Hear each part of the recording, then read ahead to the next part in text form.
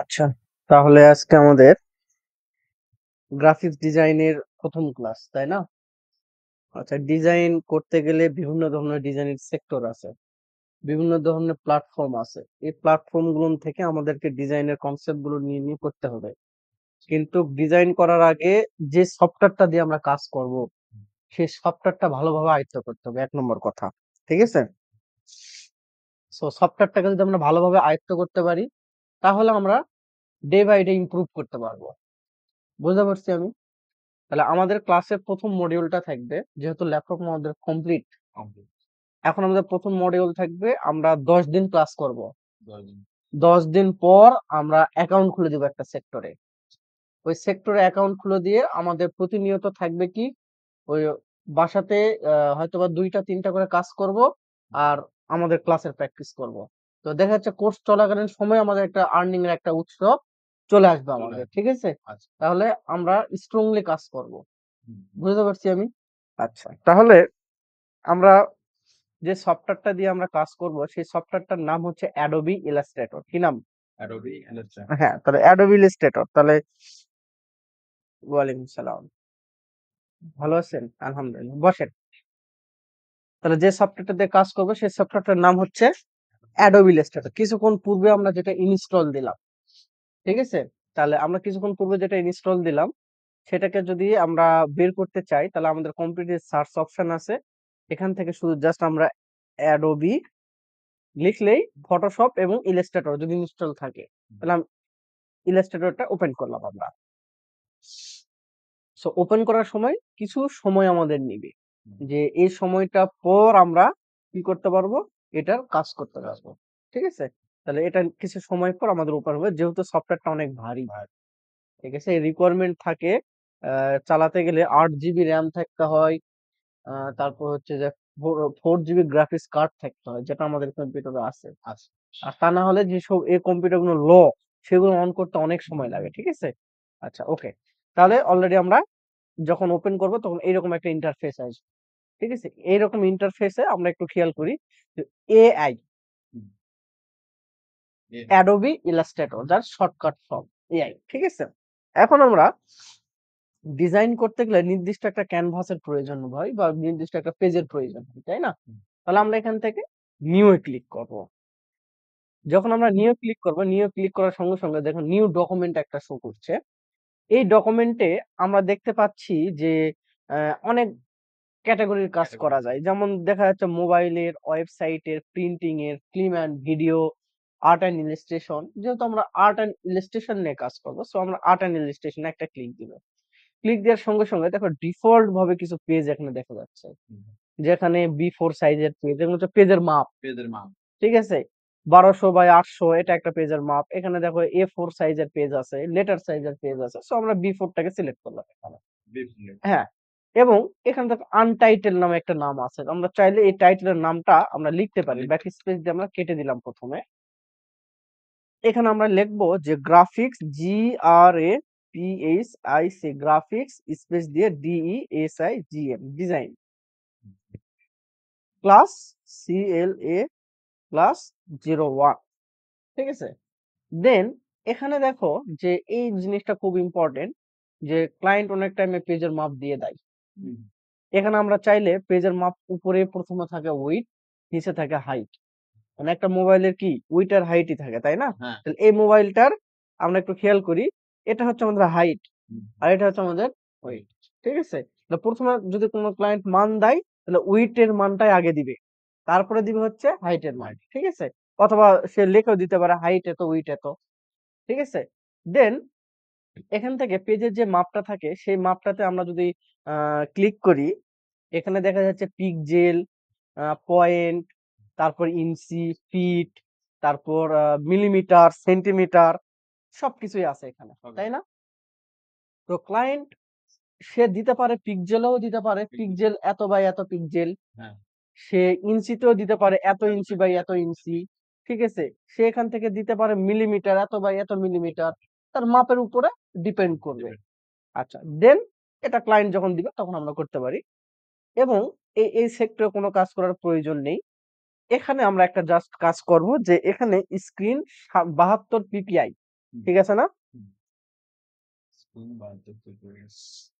আচ্ছা, এখানে আমরা দেখি হাই 300 পিপিআই, সবসময় আমরা হাই নিয়ে কাজ করব, ঠিক আছে? হ্যাঁ, সর্বোচ্চ, কারণ প্রিন্টিং এর ক্ষেত্রে অলওয়েজ হাই রেজলিউশনটাই প্রেফার করে তারা, ঠিক আছে? দেন আমরা এখান থেকে ক্রিয়েট করলাম। যখন আমি ক্রিয়েট করব তখন আমার কাছে এরকম একটা ডিজাইনের জন্য একটা পেজ আসবে। এতক্ষণ যা করলাম শুধু এই পেজটাকে নিয়ে আসার জন্য, ঠিক আছে? প্রথম দিন হয়তো অনেক কিছু শিখতে হবে, কিন্তু এগুলো তো আসলে না জানলে হবে না প্রথম দিন, ঠিক আছে? যেহেতু ফ্রি আছো এখন কন্টিনিউ ফাস্ট আগাতে হবে, আর এবং কোর্স চলাকালীন সময় ইনকাম করতে হবে, সেটা $10 হোক, সেটা $20 হোক, সেটা $500 হোক, এটা ইনকাম করতেই হবে, মাস্ট বি, সবার আগে, ঠিক আছে? আচ্ছা, তাহলে আমরা একটু খেয়াল করি। সো আমরা এই যে পেজটা নিলাম, এই পেজটাকে কাজ করতে গেলে আমাদেরকে ফার্স্ট ওয়ে যেটা করতে হবে সেটা হচ্ছে যে আমাদেরকে এই টুলস এর ব্যবহার জানতে হবে। এই টুলস এর ব্যবহার যদি আমরা জানতে পারি তাহলে আমরা সুন্দরভাবে কাজ করতে পারবো। এই টুলস এর ব্যবহার যদি জানতে পারি, ঠিক আছে? সালামু আলাইকুম।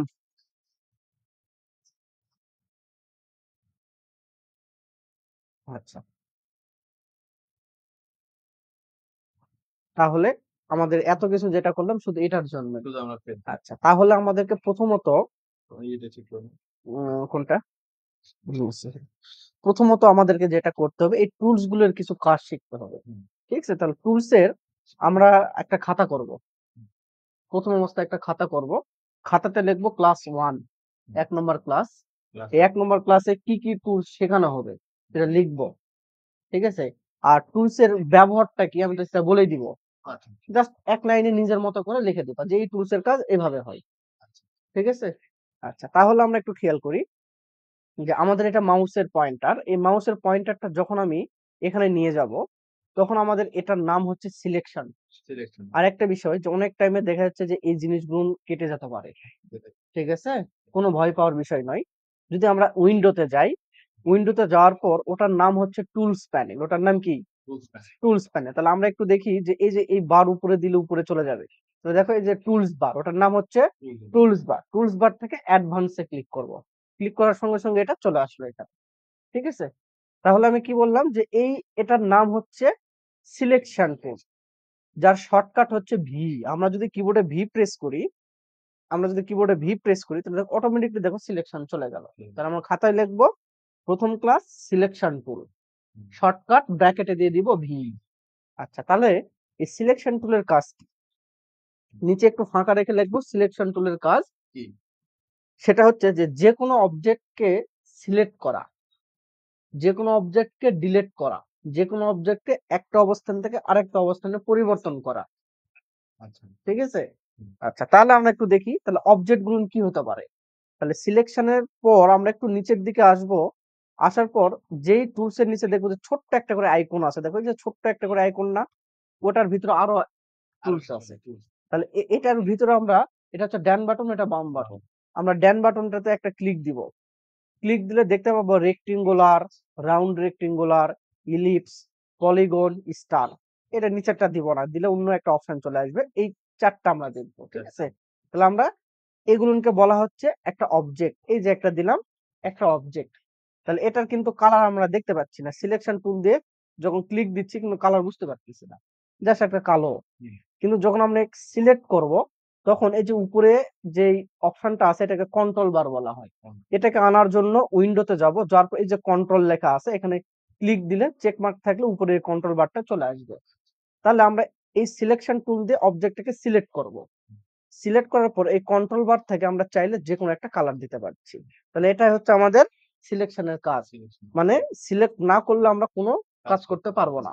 আমরা চাইলে এটাকে মুভ করে যে কোনো জায়গায় নিয়ে যেতে পারতেছি, ঠিক আছে? আমরা চাইলে এটার আকারও পরিবর্তন করতে পারছি, এই যে ছোট বড় করে আকারও পরিবর্তন করতে পারছি, তাই না? জিনিসটা সহজ না? তাহলে আমরা যে কোনো জায়গায় নিয়ে যেতে পারতেছি, কালার দিতে পারতেছি। চাইলে এটাকে সিলেক্ট করে আমি ডিলিট করছি, ব্যাক স্পেস দিলে কেটে গেল, বা ডিলিটে ক্লিক দিলে কেটে গেল, কন্ট্রোল জেড দিলে আবার সে ফিরে আসবে।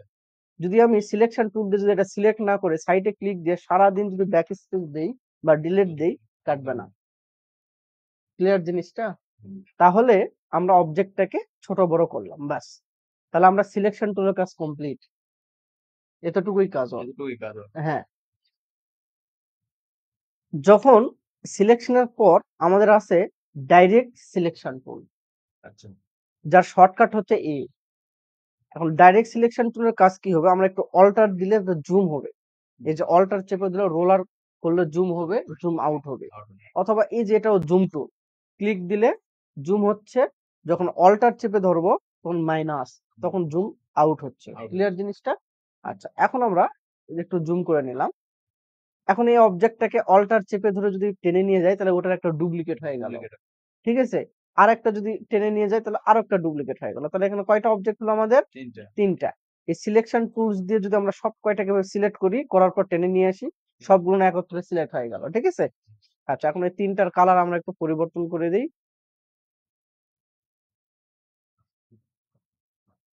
ওকে, তাহলে তিনটার কালার আমরা কি করলাম? তিন রকম পরিবর্তন করে দিলাম। আচ্ছা, এখন আমরা করব হচ্ছে ডাইরেক্ট সিলেকশন টুল। ঠিক আছে, এই ডাইরেক্ট সিলেকশন টুল কাজ করার পূর্বে আমাদেরকে আরেকটা কাজ জানতে হবে, সেটা হচ্ছে স্ট্রোক কালার এবং ফিল কালার। কি কালার? স্ট্রোক কালার এবং ফিল কালার। একটা জিনিস খেয়াল করি, দেখো যে এই অবজেক্টটাকে যখন সিলেক্ট করতেছি, একটু জুম করি এটাকে। আচ্ছা, এই যে সরাচ্ছি এভাবে, এই যে বড় একটা ব্যাক স্পেস আছে না, ব্যাক স্পেসে দিলে যখন হাতের মতন আসতেছে, যে কোনো জায়গায় সরাতে পারবো।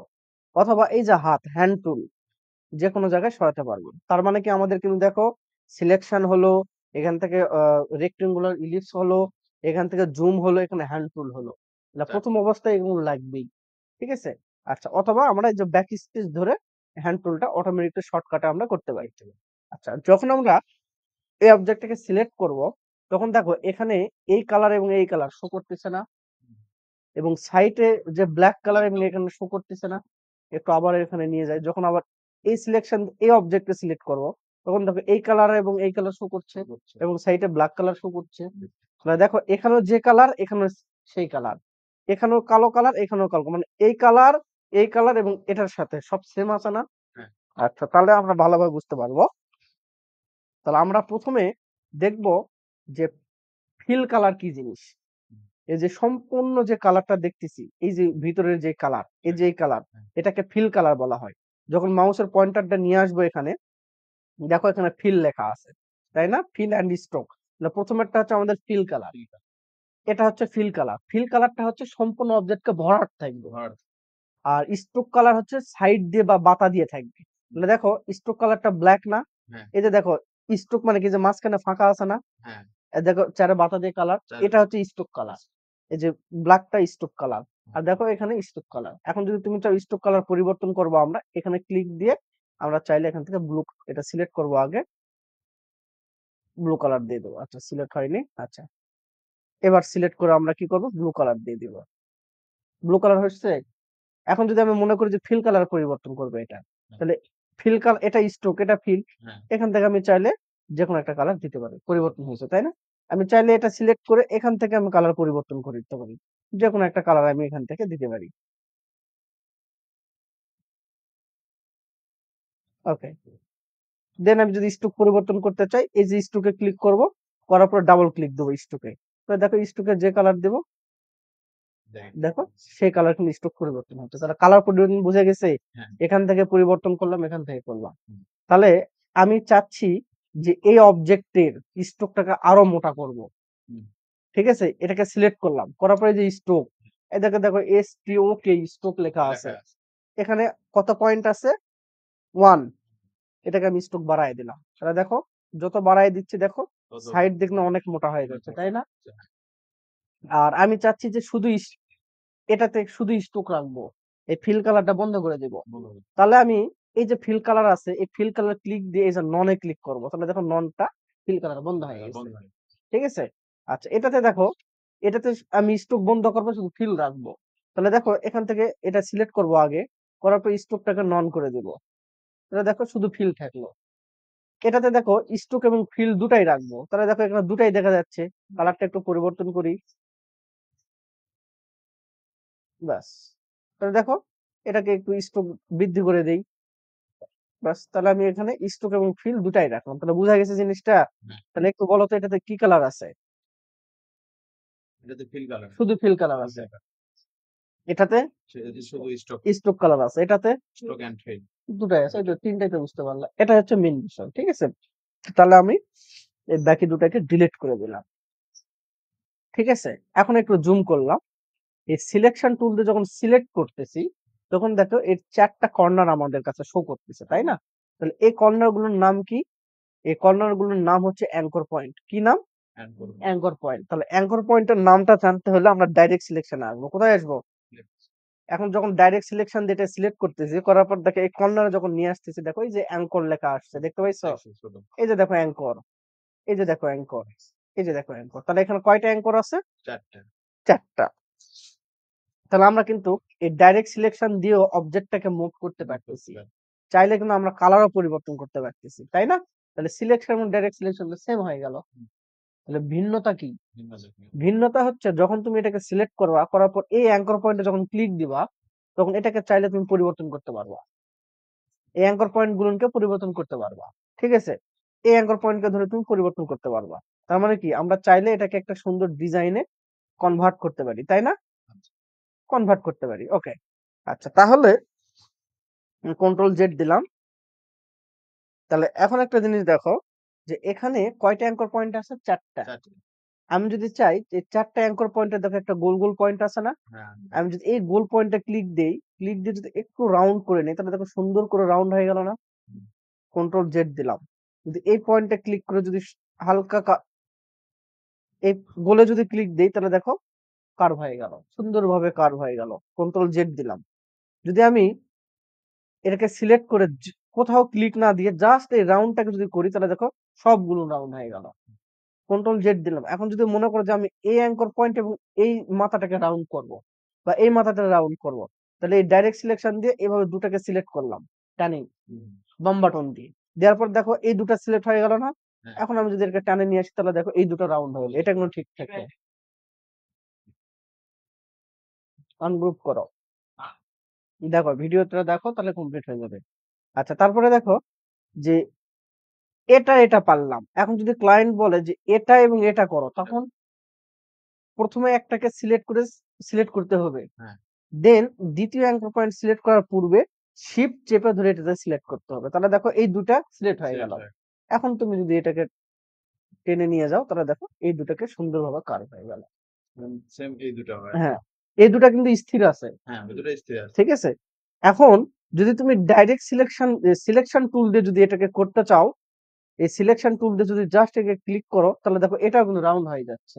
কিন্তু ভিন্নতাটা হচ্ছে তুমি কিন্তু অ্যাঙ্কর পয়েন্ট ধরে পরিবর্তন করতে পারবে না। অ্যাঙ্কর পয়েন্ট ধরে পরিবর্তন করতে পারবে না এই সিলেকশন দিয়ে। শুধু পারবা কি, এই কর্নার গুলো ছোট বড় করতে পারবা। আর ডাইরেক্ট সিলেকশন দিয়ে তুমি এই প্রত্যেকটা অ্যাঙ্কর পয়েন্ট তুমি ধরে পরিবর্তন করতে পারছো। দেখো একটা ত্রিভুজ হয়ে গেল। যদি তুমি একটা বৃত্ত তৈরি করো এখান থেকে দেখো এই যে ইলিপস, একটা যদি বৃত্ত তৈরি করো, তাহলে দেখো এই বৃত্তটাকে যদি আমি ডাইরেক্ট সিলেকশন দিয়ে সিলেক্ট করি, করার পর দেখো এই যে অ্যাঙ্কর পয়েন্ট, যখন ক্লিক দিলাম তখন দেখো হ্যান্ডেল বের হয়ে গেছে। এখন তুমি আচ্ছা, আচ্ছা, তাহলে দেখো এভাবে সুন্দরভাবে কার্ভ হয়ে গেল, ঠিক আছে না? তারপর যদি তুমি মনে করো এটাকে একটা কপি করে নেই, নেওয়ার পর তুমি যদি মনে করো যে এটাকে একটু কার্ভ করে নিব, এটাকে আরেকটু নিচের দিকে নিব, তাহলে একটা ওই মানে জুতার মতন স্টাইল কিন্তু হয়ে গেছে। এভাবে তুমি চাইলে অনেক ধরনের স্টাইল পরিবর্তন করতে পারো, ঠিক আছে না? এটাই হচ্ছে তার ভিন্নতা। বোঝা গেছে জিনিসটা? আচ্ছা, এখন আমি এটাকে কেটে দিলাম এবং এখান থেকে একটা বৃত্ত নিলাম, অল্টার চেপে ধরে কপি করতেছি, ঠিক আছে। কপি করার পর কন্ট্রোল ডি দিলে সমানভাবে কপি হয়ে গেল, ঠিক আছে। এবং সব কয়টাকে সিলেক্ট করে যদি অল্টার চেপে ধরে নিচের দিকে কপি করো, কন্ট্রোল ডি দাও, তাহলে দেখো সমানভাবে কপি হয়ে যাচ্ছে, তাই না? আচ্ছা, এখন যদি আমরা এই প্রত্যেকটা অবজেক্টের যদি কালার গুলো একটু পরিবর্তন করি, মানে কিছু কিছু সিলেক্ট করে, ঠিক আছে, এটা সিলেক্ট করলাম শিফট ধরে, এটা সিলেক্ট করলাম, এটা সিলেক্ট করলাম, এটা করলাম, এটা করলাম, করার পর যদি আমি এখান থেকে আরেকটা কালার দেই, বাস। দেন এটা সিলেক্ট করছি, এটা করতেছি, এটা করতেছি। মানে ইচ্ছা মতো আমি কিছু ভিন্নতার জন্য কালার কিছু ভিন্ন ভিন্ন দিয়ে রাখতেছি। বাস এখানে মোটামুটি ৩-৪টা কালার আছে, তাই না? আমরা প্রথমে গ্রুপ করা শিখবো। কি করা শিখবো? গ্রুপ করা শিখবো। তাহলে আমরা এখানে দেখো এই সিলেকশন দিয়ে একটাতে ক্লিক করলে দেখো একটাই সিলেক্ট হচ্ছে। একটা সিলেক্ট হচ্ছে। সিলেকশন দিয়ে সবগুলোকে টেনে নিয়ে আসি যদি, তাহলে দেখো যেখানে নিয়ে যাচ্ছে একসঙ্গে যাচ্ছে। একসঙ্গে। তাহলে এখন গ্রুপ আছে তো, তাই না? গ্রুপ আছে। এখন সাইডে ক্লিক দিলে আবার সে আনগ্রুপ হচ্ছে। তো আমরা চাচ্ছি স্থায়ীভাবে গ্রুপ করার জন্য। এই সব কয়টাকে সিলেক্ট করলাম, করার পর এখান থেকে অবজেক্টে আসবো। অবজেক্টে এসে দেখো গ্রুপ লেখা আছে, অথবা শর্টকাট হচ্ছে কন্ট্রোল জি। জি। আমরা যদি এই গ্রুপে ক্লিক করি তাহলে দেখো যেখানেই নিয়ে যাই একসঙ্গে তারা চলে যাবে। ঠিক আছে? আবার রাইট বাটন ক্লিক করি, অথবা অবজেক্ট থেকে যদি আমরা এখানে আনগ্রুপ করি তাহলে এখানে আনগ্রুপ হয়ে গেল। অথবা এটার উপরে ক্লিক করে রাইট বাটন ক্লিক করলে আনগ্রুপ আছে, এই যে আনগ্রুপ। ঠিক আছে? আনগ্রুপ করলে আবার সে আগের অবস্থানে চলে গেল। ঠিক আছে? তাহলে আমরা এটাকে গ্রুপ করে নেই, কন্ট্রোল জি দিয়ে গ্রুপ। ঠিক আছে? এখন আমাদের কাজ হবে গ্রুপ করা শিখলাম, আনগ্রুপ করা শিখলাম। এখন আমাদের কাজ আছে এটার নিচে দেখো গ্রুপ সিলেকশন টুল আছে। ঠিক আছে? এখন যদি আমরা যেকোনো একটাকে, মনে করো যে ব্লু কালারটা পরিবর্তন করব, ব্লু কে ক্লিক করলাম, করার পর দেখো হোয়াট চিহ্ন আসছে। কারণটা কি, এখানে অনেকগুলো কালার সিলেক্ট হয়ে আছে। আমরা যদি হোয়াটে এসে যদি একটা কালার পরিবর্তন করে যদি রেড কালার দেই, তাহলে সবগুলো রেড হয়ে গেল। তাহলে তো আমাদেরকে সবগুলো তো পরিবর্তন করার প্রয়োজন নেই। না।